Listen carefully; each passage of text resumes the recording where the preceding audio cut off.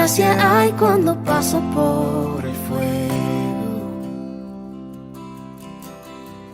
Abres camino donde... Buenos días, bienvenido de nuevo a los devocionales de la comunidad.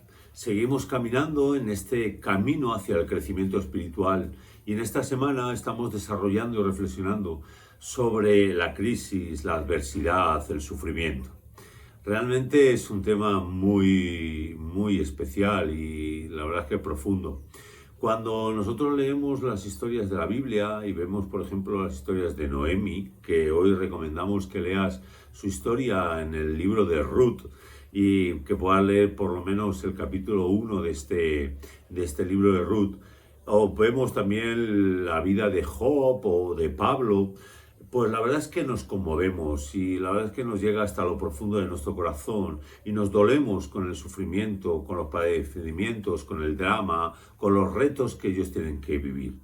Pero a la misma vez la palabra de Dios nos alienta, nos anima y nos enseña, porque también vemos el final y sabemos, digamos, cómo se desarrolla la historia que estamos leyendo o podemos verlo. Y eso nos enseña a nosotros que ese sufrimiento, que toda esa historia, pues al final tiene un propósito, tiene una mirada y tiene una finalidad, que a Dios no se le escapa nada.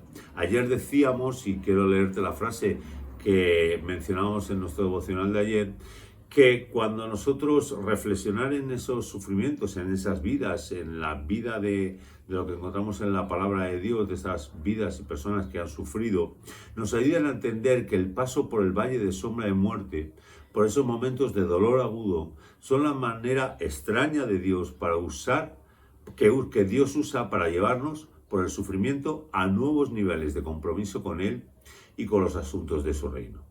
Algo que podemos ver en muchas vidas de los héroes de la fe, de todas estas personas que podemos leer en la Biblia, es que el sufrimiento ha hecho mucho más por sus vidas y por llevarles a una profundidad mayor en su relación con Dios que lo que han vivido, lo que han podido crecer con el placer o con la alegría o con el gozo. Realmente vivir significa cambios y muchas veces esos cambios conllevan dolor y conllevan pérdida.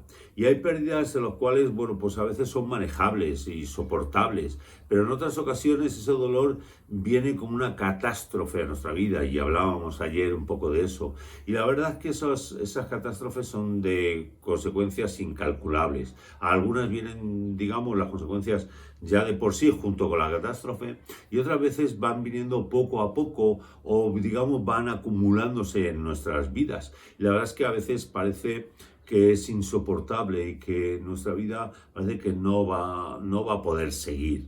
Y lo vemos, por ejemplo, en esta historia de Noemi, que como te digo, te animamos a que tú vayas adelante. Pero pase lo que pase, sea el dolor como venga, la circunstancia o la adversidad como venga, muchas veces todo eso no es, digamos, manejable por nosotros. Pero sí que, digamos, lo que nosotros podemos controlar es la respuesta que nosotros vamos a tomar, la actitud que nosotros vamos a tomar ante estas adversidades, ante este sufrimiento. Y seguramente la actitud que nosotros tomemos marcará nuestra vida a fuego en lo que venga adelante. Algo que debemos de entender, y es algo clave, es que los dolores no son comparables. Hay un dicho en España que dice que la comparación es odiosa. Y es mucho más odiosa cuando empezamos a comparar pues dolores, sufrimientos de unos y otros, aunque muchas veces lo vemos, es algo que, pues a mí me ha pasado, a mí si me supieras, y empezamos a comparar, digamos, ese dolor y ese sufrimiento. Pero realmente, como toda comparación, puede llevarnos a dos líneas. Una es pues a menospreciar, a quitar la importancia, digamos, a rebajar en exceso digamos, el valor que tienen y por lo tanto, digamos, lo ninguneamos o digamos y pensamos que, bueno, que realmente pues no será tanto y quitarle, digamos, el valor o, digamos, la realidad del daño que está causando o de las cicatrices o el trauma que nos hace, con lo cual al final pues tendremos más sufrimiento. O como ocurre en otros casos, lo que hacemos es sobrevalorarlo y entonces pensar que nadie ha sufrido tanto como nosotros y cómo alguien puede pasar y no va a vivir nunca lo que yo estoy viviendo. Por lo tanto, al final lo que ocurre es que yo no permito que otro me ayude porque nadie puede realmente entenderme y evidentemente nadie me puede ofrecer ayuda.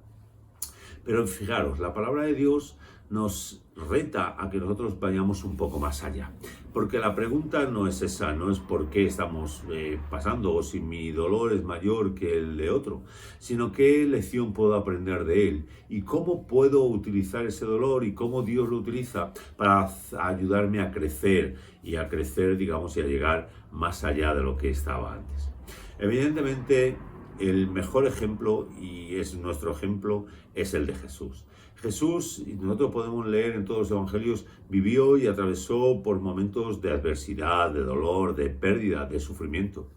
Realmente habría tantas circunstancias en las cuales podíamos hacer una lista tan grande por donde el Señor Jesús pasó por dolor, por sufrimiento, por todas estas circunstancias. Pero simplemente pensemos en la última semana de su vida, en lo que llamamos la semana de pasión, donde él fue humillado, donde su padecimiento físico y emocional llegó a niveles extremos y al final fue crucificado en el mayor instrumento de tortura de la época, que era aquella cruz. Pero en el relato bíblico que nosotros podemos ver, tanto en los evangelios como también luego en cada una de las cartas y de los libros, digamos, del Nuevo Testamento, vemos que no hay una búsqueda del por qué Jesús sufrió. Ni siquiera hay una queja, sino realmente lo que vemos es que el sufrimiento de Cristo Jesús siempre tenía una razón. Fijaros, en Hebreos capítulo 5, versículos del 7 al 9, nos enseña algo importante que nosotros necesitamos entender. Vamos a leerlo. Dice, y Cristo, en los días de su carne, ofreciendo ruegos y súplicas con gran clamor y lágrimas al que le podía librar de la muerte, fue oído a causa de su temor reverente. Y aunque era hijo, por lo que padeció, aprendió la obediencia. Y habiendo sido perfeccionado, vino a ser autor de eterna salvación para todos los que le obedecen. Es increíble, Jesús era perfecto. Él era Dios. Pero dice la palabra que él necesitó, por medio del sufrimiento, pasar por ese sufrimiento para llegar a ser perfecto en todo.